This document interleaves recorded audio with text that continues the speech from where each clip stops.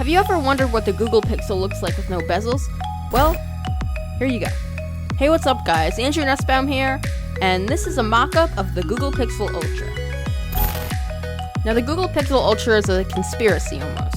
There's been so many leaks with the Google Pixel 3 XL, some people think that it's all a big marketing scheme. Now people think this because one of the big YouTubers, Front Page Tech, was emailed from Google asking if they could use this video about the Google Pixel 3 XL. Some people speculate at the announcement in October, Google's gonna make a compilation video showing how bad the Google Pixel 3 XL looks. And then they'll tell us that the Pixel 3 XL is not real, and it's actually the Pixel Ultra. This would be a really cool marketing campaign and probably the best in smartphone history.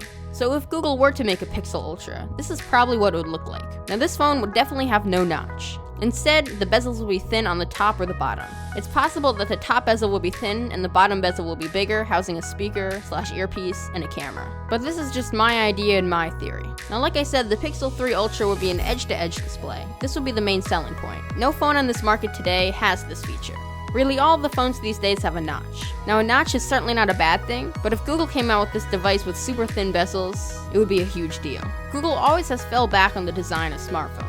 The Pixel and the Pixel 2 XL look slightly dated. If they make the Pixel Ultra, this will bump them ahead a lot. Google will be known for making the futuristic phone.